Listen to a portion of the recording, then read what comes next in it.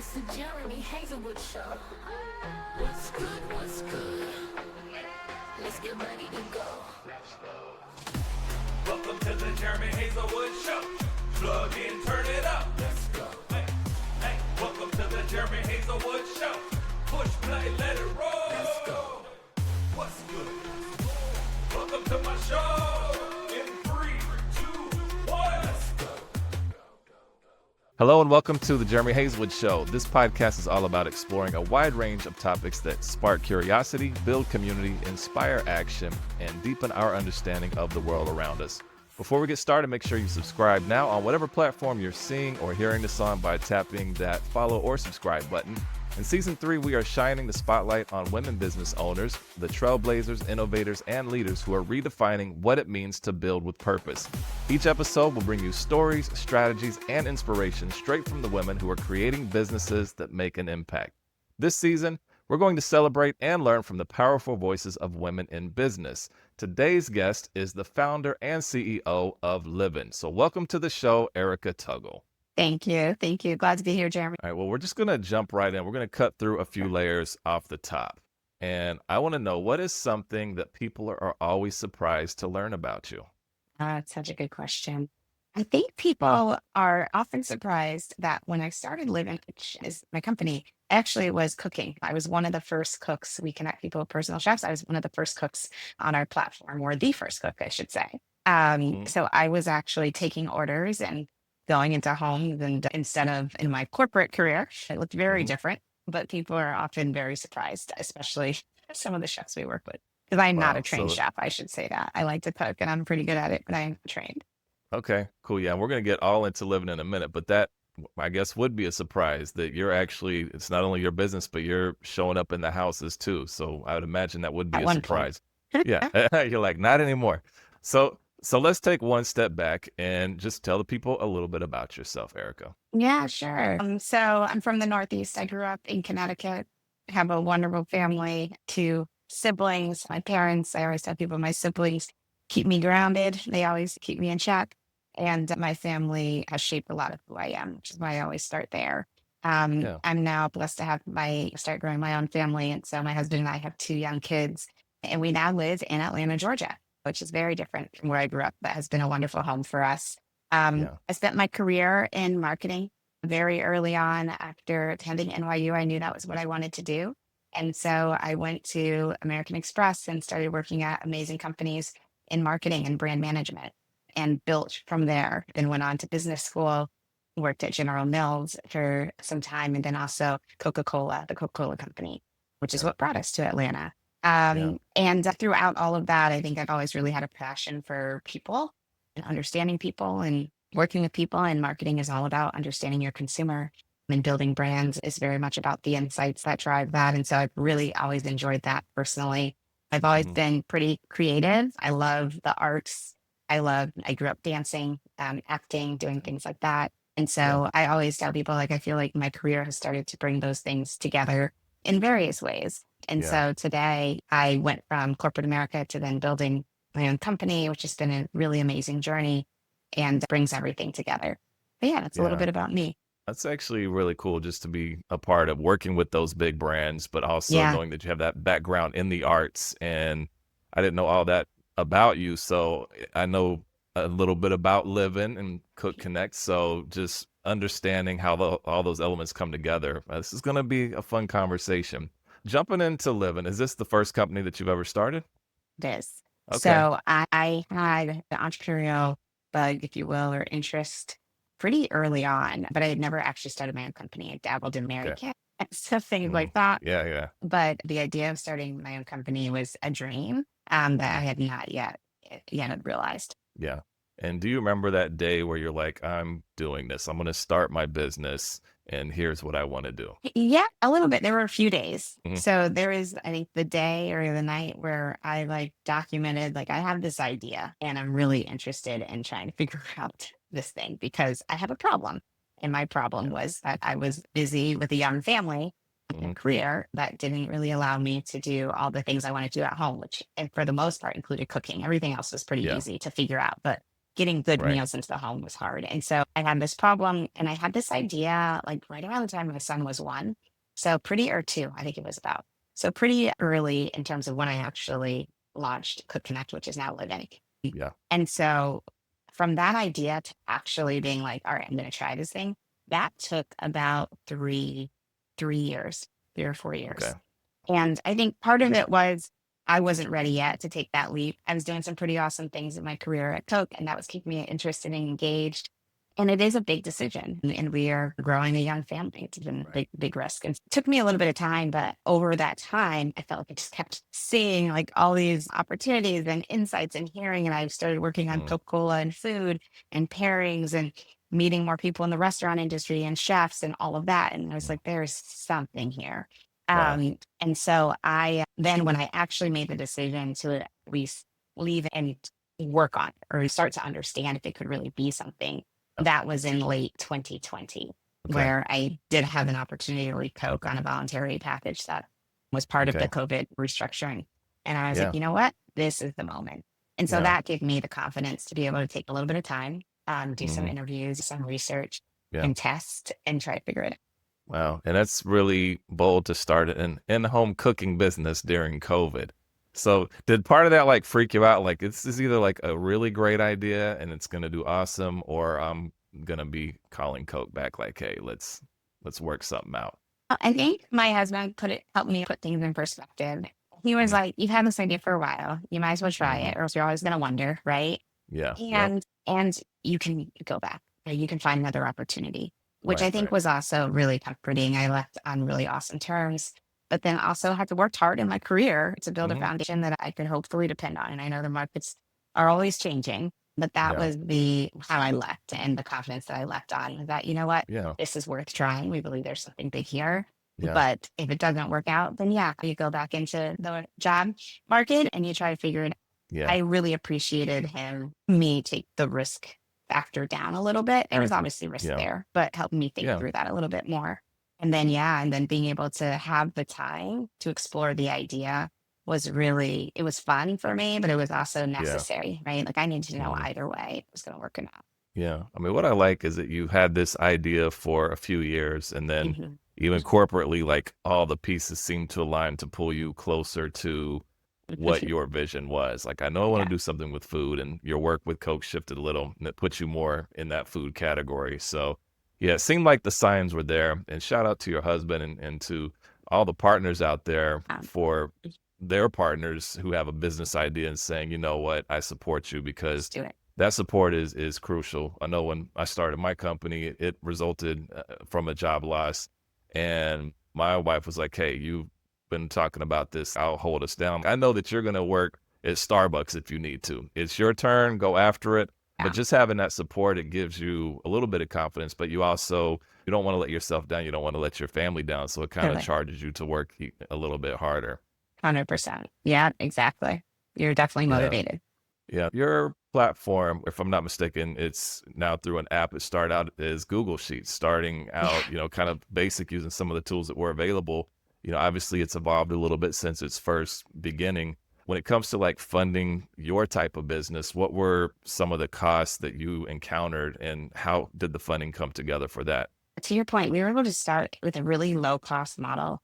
And honestly, still today is relatively low cost. I mean, Yeah. as I started to think through building out the business, one of the things that I saw opportunity in was that we don't really need a lot of capital expenditures. We Yeah. don't need to own property. We don't need, in order to do this, we need to build great software. That Yeah. can be expensive. Yeah. We need people to really get excited about this brand and to share this brand. That can also be expensive. And so those are Yeah. really the two key areas when I think about this business in terms of where the investment is needed. But initially, to your point, I did not have enough funding to hire an engineer, and I'm not technical myself. From a marketing perspective, also didn't have a ton of funds to throw at that.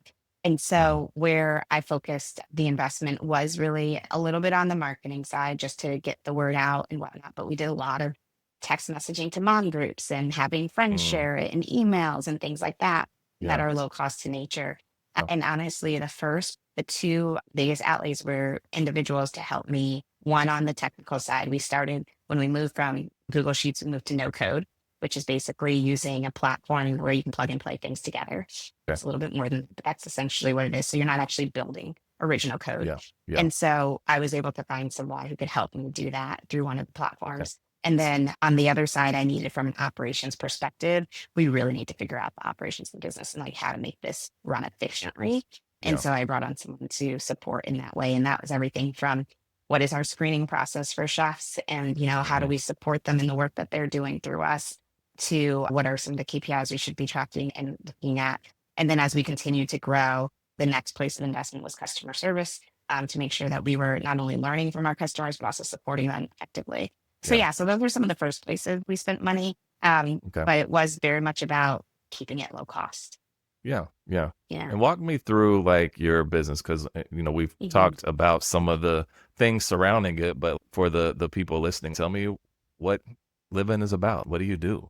Yeah. So Livin is a company that essentially connects personal chefs and busy families and professionals.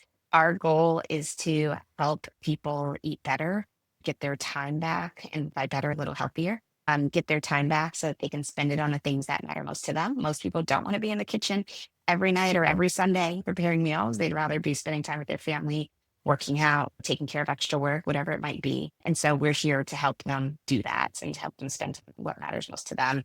Mm. On the other side, we support culinary professionals in building their businesses and bringing on new clients and managing clients effectively and efficiently and managing their businesses efficiently. And at our core, we are a software company, and the software really enables the chefs to be able to do their jobs well. So the Mhm. transactions and supports the transactions that are taking place on the platform and making those easy Yeah. and simple. But Okay. really, every day, we're very much an experience as well because people are Hmm. experiencing these amazing meals, these chefs, this time back. Hmm. And it's really quite priceless. So that's who we are and what we do. Our goal is really to provide support to both sides of our marketplace so they can really live. Yeah. And one thing that I believe differentiates you, and I don't know in the market what the competition looks like, but one thing that Mhm. stands out to me with your service is when you think of in-home chefs, you're like, oh, that's for rich people. Yeah, I can't afford a chef. So it's really important to you to say, no, it can be affordable. So exactly. let's help shape that perception here. If I'm hearing this and I'm like, oh, that's good for the other people, but I Yeah. could never afford a chef. Why is your platform for just regular everyday people that just don't have Yeah. the time or don't want to cook? It is the number one thing we hear when we talk to people. We're like, hey, we can help you with a personal chef. They're like, I'm not there yet. It's all a Yeah. millionaire. I'm like, no, really, you're Yeah. there now, likely. So here are a couple of things that we uncovered. One, you can have a personal chef come into your home for about the cost that you're probably spending on like Uber Eats or DoorDash or those delivery. Yeah. When you look at the per plate cost of those platforms, Livin is right there as long as you're ordering multiple meals for your family, which is the model, or for Yeah. yourself, even if you're doing breakfast or lunch and dinner or whatever it might be, you're going to be there. So that's one thing that we always point people to and say, like, how much are you spending on those platforms, or Yeah. how much are you spending even on groceries? How much additional would you be willing to spend to have someone take that kind of all of the cooking, the shopping, all of it, the planning off of Mm. your plate? The Yeah. other thing, and this is really what sparked me to the idea and the opportunity, that I realized that people were already doing this. So some people I was working with, friends of mine even, had found someone that they were paying essentially what they were paying a babysitter to come Yeah. in and make meals for them. And they just, hourly rate, make as many meals as they needed. And I Hmm. was, oh my gosh, you're paying them what we pay our babysitter. We can do this once a month, Yeah. or maybe even a couple times a month, maybe even every week. Right. And Right. so it becomes much more plausible when you are engaging the right talent. And so Mm. we focus on restaurant cooks whom unfortunately are Okay. not being paid a ton hourly Mm. and have Yeah. incredible skill and are able to do this work very well and efficiently and love the extra income that, can Yeah. come with that. And just the opportunity, the career opportunity. Yeah. And then when you're able to use tools like software to make it super efficient in terms of Yeah. how they might manage a business, your personal chef doesn't have to worry about how to manage the paperwork anymore, Mm. managing menu development, even. We support all of. And so it Nice. helps everyone on the platform Yeah. have a more efficient service and experience. That's great. And how do you control the quality of the chefs? Because that's like Y- central to what you do. Two things that I think about is who's coming to Yeah. my house Yeah. and how do I know Mhm. that they can really cook? Yeah, exactly. A couple of things there. One is the pre-screen, and second is our community. And so the first is from a pre-screen perspective. That's where Live In has the most influence. We look at hundreds of applications every time we post for live-in chefs, and we evaluate them for experience. We also do interviews. We do tasting interviews in addition to traditional job interviews, background checks, and also reference checks. And that is Okay. our goal is, to your point, find highest quality and also diversity of Yeah. chefs that we can have on the platform so that everyone can come. We talk about being a company about personal chefs for everyone. It means Mm, that not only can you afford it, but you can also find a perfect fit for you and your family. yeah. And then on the other side, I mentioned community. We have ratings, right? Just Uber Yeah. or Airbnb, you're going to rate your host, you're going to rate your chef. And we Nice. always ask our customers for their reviews and their honest feedback, even if it's negative, because that does also help us control for quality on the platform. So the Right. community can start to regulate that a little bit themselves. Yeah. So I'd picture you like with a lot of chefs, like a top chef, and they all have to prepare a dish, and you're like, okay, this is the best dish. You can be a chef with Livin. But that's not how it goes. But it sounds like your system is probably more efficient than doing that and doesn't take as much time, but still maintaining the quality. So that's good to hear Exactly. kind of behind the scenes because these are the questions that I would have. So I know Yeah. people listening, I know this podcast this season is really focusing on entrepreneurs, but if you're in the Atlanta area, you might want to reach out and you may not want to cook today or this week. So you kind of want to know what's going on with everything with the business and the chefs and the food and everything like that. You're a relatively young company and you've already done a rebranding. So tell me Yes. why the rebranding and what led to that. Yeah, quite a few things. So I always tell people when you're first starting a company, sometimes all stories are different, but for me, Hmm. I really just wanted to get out into the world and start learning and see what the Yeah. reaction would be and what we needed to tweak and change or pivot or not do. Yeah. Like, right. And Yep. so I worked very quickly to just get the idea into the world, which is why I was, Yeah. the first chef on the platform. Hmm. And so with all of that, it was, the name Cook Connect, which was our original name, was great at explaining what we did. For some people, it was hard to say and spell because we altered the spelling so we could get the URL, the domain, and all Oh, those yeah. things, Yep. right? But then we start to learn, right? And as I said, I wanted to get in market and learn, and we start to learn that this is like a very emotional experience for people, and they're meeting a person, and they're the relationship there. The reason people are coming to us most often is because they want to get time back to spend on the things they really enjoy in their lives, or it's because they're dealing with something from a health and wellness perspective. And that could be anything from allergies to cancer Yeah. diagnosis or Mm, diabetes, or even just I prefer to eat whole foods that are going to be better for me. And right. so all of this we were seeing and hearing, and Cook Connect just it fell a little flat in communicating some of those things. And it was Yeah. very and like I said, there is a Okay. relationship and something really special here that we were helping to build. And we Yeah. raised some funding, which was Okay. really instrumental in helping us work with an incredible agency, the Working Assembly out of New York, Okay. to really help us talk to customers, talk to chefs, and figure out what this brand was really about. Because I knew marketing was going to play a huge role in this, right? We are Right. essentially the marketing engine for the chefs on the platform. Yeah. We're driving business to them. It's really Livin obviously takes a piece of that, but it is the platform that's about connecting Sure. them with business or customers. And Yeah. as the marketing engine, we need a strong brand to build on. Yeah. Yeah. Livin was about bringing that strong brand forward to be more of a lifestyle brand, put me on a Mm, t-shirt kind of yeah. brand, Yeah. For sure. Yep. um, to connect emotionally with customers and hopefully communicate a little bit of what we're going to help you do and the payoff, and Yeah. also to bring forward that health and wellness piece a little bit as well. And so Yeah. I'm definitely biased, but I love the work that the Working Assembly Yeah. did with us. And we are just having a lot of fun bringing the brand to our existing customers, but also new ones. No, that's great. And just going through a rebranding and knowing that you worked for some really big brands in the past, how Mhm. do you feel like that experience helped you not only start your business, but understand branding and the importance of branding? Oh yeah, that's my career. Like I'm a brand Yeah. person. Yep. And Yep. so my husband always laughs at me because I am that person too who will like make purchase decisions off of brands. And he's like, it's probably not that Right. different. No, I think this brand is Right. it's Right. talking to Yeah. me. So anyway, so I brands are remarkable. It's huge value, one that you can create for your company through branding Mm, and effective brand development. They are you're building a relationship with your consumers, and your consumers are building a relationship with your brand. And building that brand through insights, and through insights that are going to sustain and are not temporary, is something that I also learned a lot in my career. But really generally just the power. of what a brand means and what it can mean. It's not just even about the consumer. Like eventually it's about the type of people you can hire, right? The type of talent that's Yeah. interested in being a part of that brand. It's about Right. the partnerships that you can then gain. The people who respect the brand, are excited about the brand, and want to be a part of it. And Yeah. so I think that was really, from my career, one of the takeaways. And then that brands are Yeah. crucial, not only for the consumer relationship, which is absolutely essential, but also Yeah. for what it can mean for just growing the total business. Right. Yeah. And I always say the brand is way more than a logo. People are like, yeah, Yeah. I need a new Mhm. brand. And they're really saying they need a new logo. But a brand, if you're really doing a rebrand, you're basically deconstructing and reconstructing almost like a human being. You have your logo, you have your values, you have your experience. It attracts talent, it attracts chefs, it attracts partnerships because they Mhm. want to be a part of that.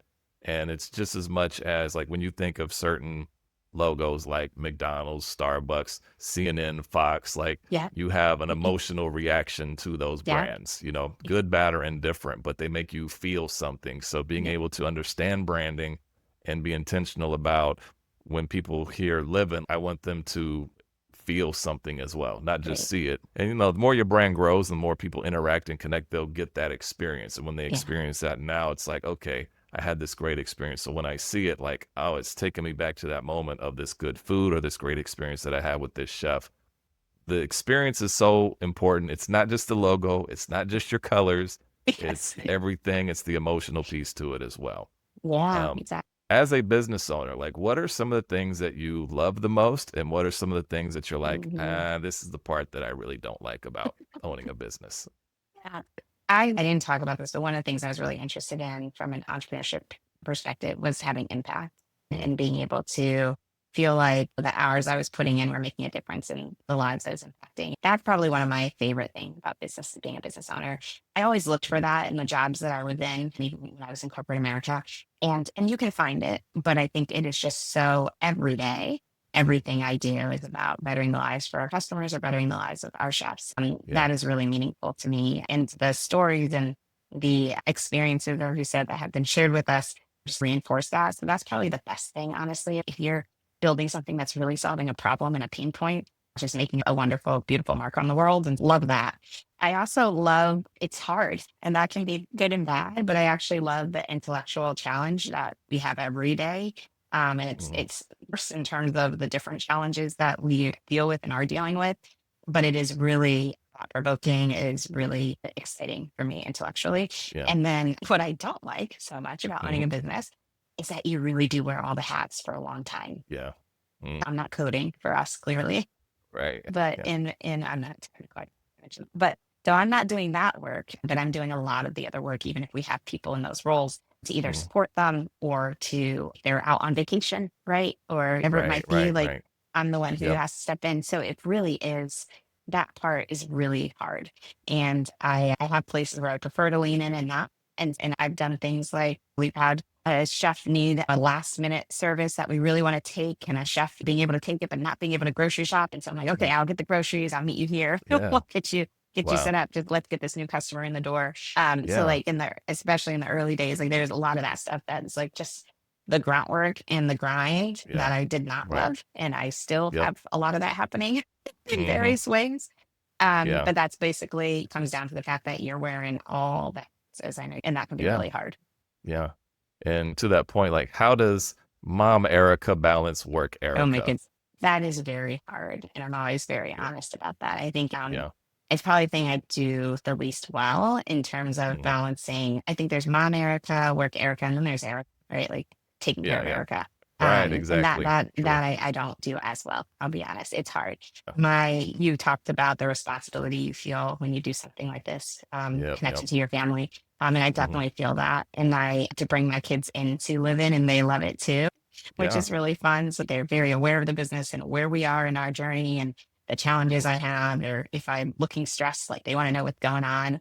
And so I love that part. And that is part of how, honestly, I balance the two, because I do think Yeah. it's important for them to have exposure to what's happening and what Of I'm doing course. and why. Yeah. But I've had to go through a lot of phases, I would say, Sure. in terms of learning from other found. Not everything's going to get done, that I Hmm. have to really think through my priorities and then have commitment to that. And if it's a priority for me to be at every one of my son's soccer games Yep. on the weekends that I'm in town, then I might be in the car during halftime, or actually usually have my at the Yeah. sideline at halftime to get Yeah. a few things in, or be on my phone, whatever it is. Mhm. But I know he wants me to be there. And so that's a priority for Great. me. Yeah. And so those are the things that you just have to be really clear about. But again, I think it's really easy for the founder to get lost in all of that, because at the same Right. time, you're there for your business in every way. And Yeah. so that's where I've tried to learn from other founders about when to take breaks, how to take breaks, how to restore myself, what fills my cup, which honestly Yep. is often spending time with my family. And so those things I tried to be more purposeful about. Your kids growing up and seeing you work and build Hmm. something and understanding a work ethic and having a vision and having goals and Yeah. going after it, they're watching everything that you do. And it's Yes. definitely making an impression on them. I think as parents, we can't help but feel guilty sometimes about Yeah. where we may feel we're coming up short with our kids, but a lot of times they see what we're doing and we're impacting them in a tremendous way that we don't even realize until they get older. My kids are in their 20s now, and I'm seeing things now from them that I'm like, wow, these are seeds that I planted when they were younger.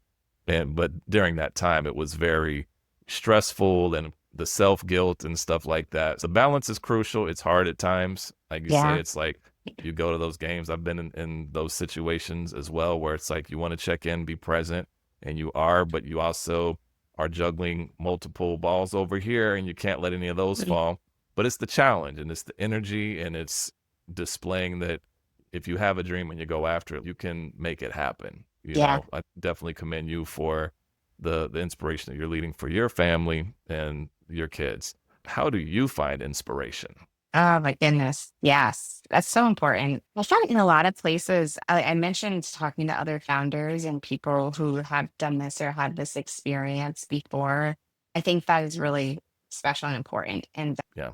a lot of them have remarkable stories, as I know you're Hmm. finding as well.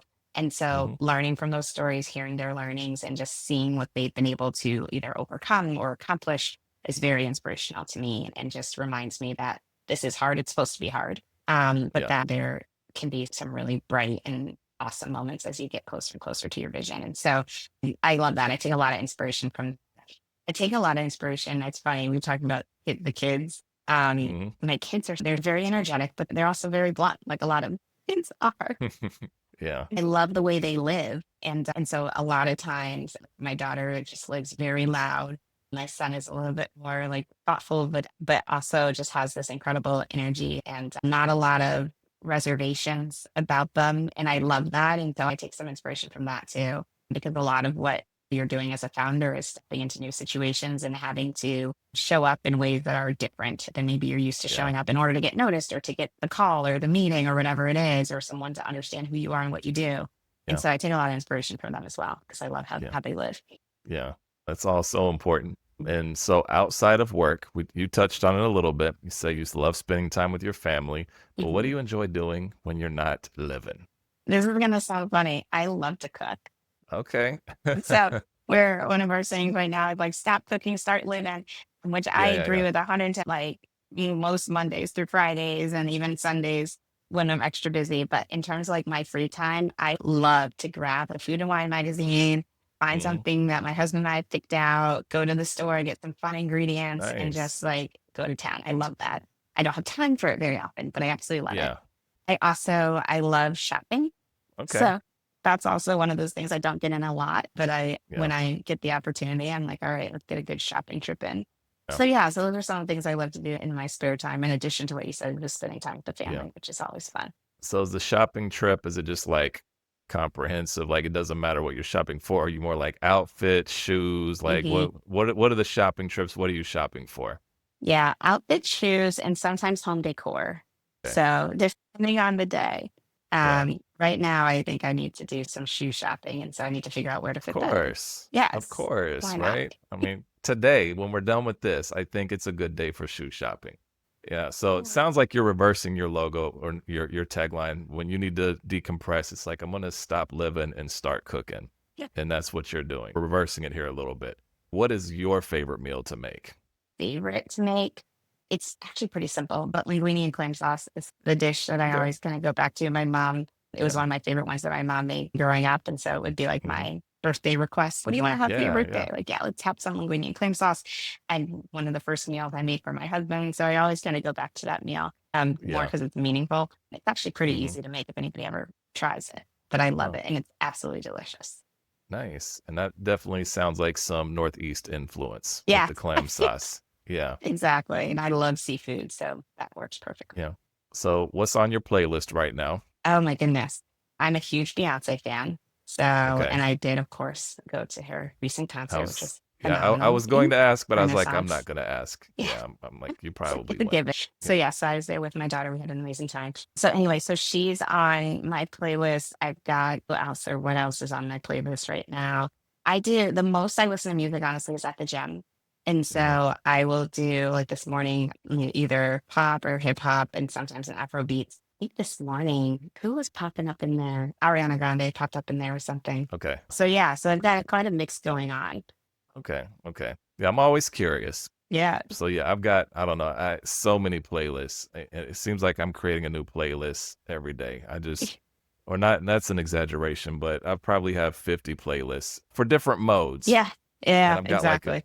yeah, I nerded out like a few years ago and I'm like I'm going to do like a 1988 through 1992 hip hop playlist. All the songs that came out in 88, all the ones that came out in 89 cuz that's my era. Yeah. Late 80s, early 90s, mid Yeah. 90s hip hop.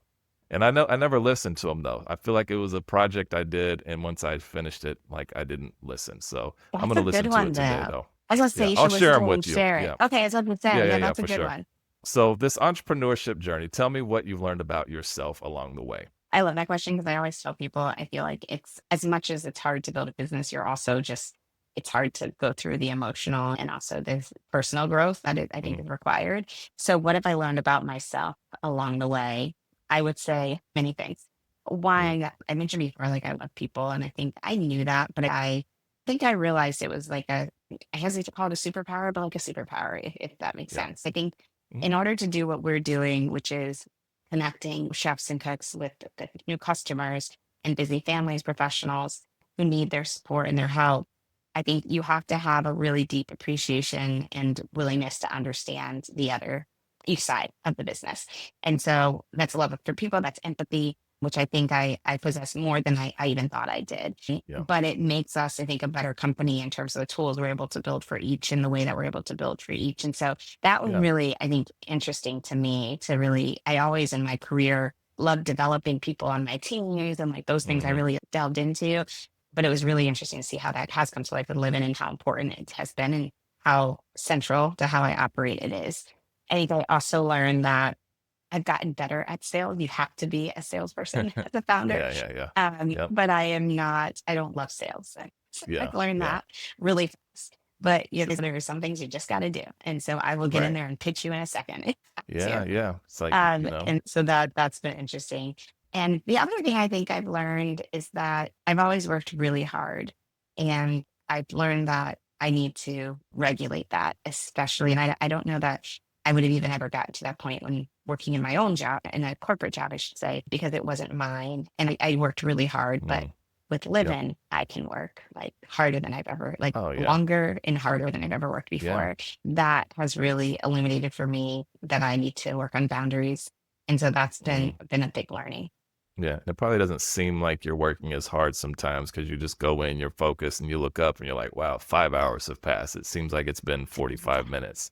But It- that's the confirmation, though. When you're doing something you love, the time Sure. just almost doesn't It's true. exist. Those are all really good. And it's been interesting to hear more about your company and kind of taking it full circle from having this corporate background Mhm. to having arts, and food is art. A lot Yeah. of Oh my chefs gosh. will tell you Mhm. that they don't look at it as culinary. It's art. Mhm. The way that you put It's- the flavors together, the way you do the Yeah. plating and everything like that. So being able to take kind of all of your experience and build a company is a pretty amazing thing. And it's inspiring to others out there who may want to do the same thing.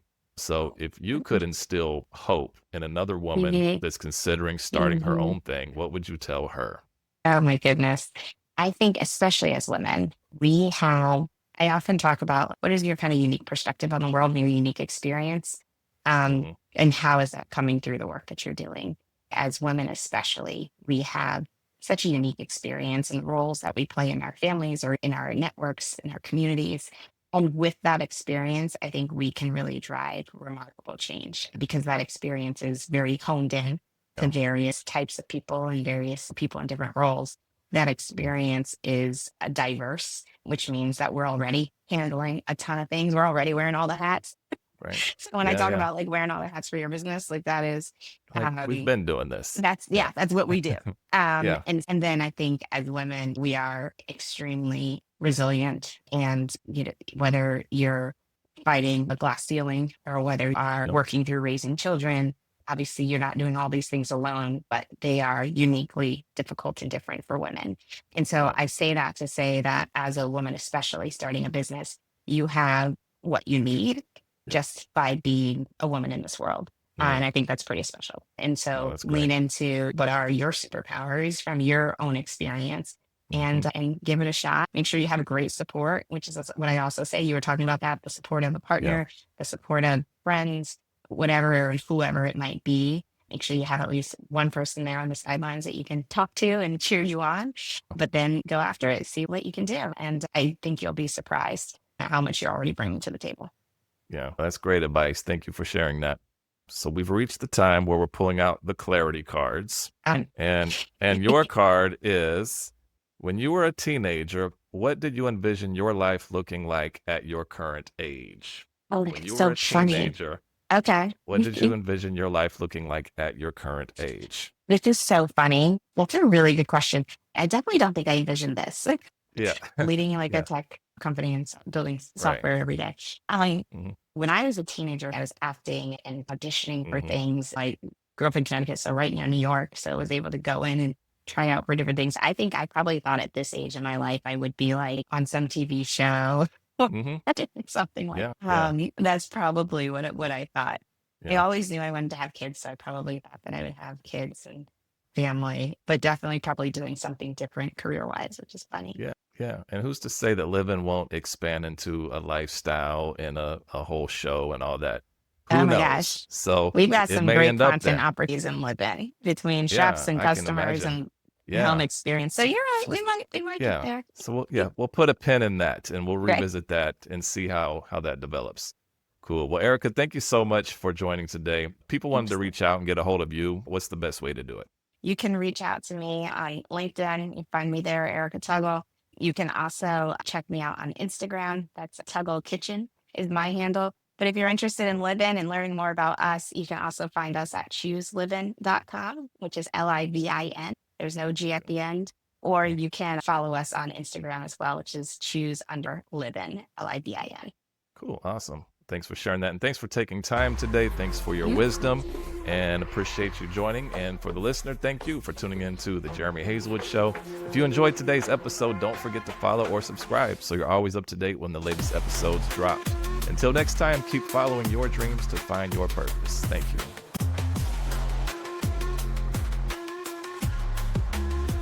Let's go.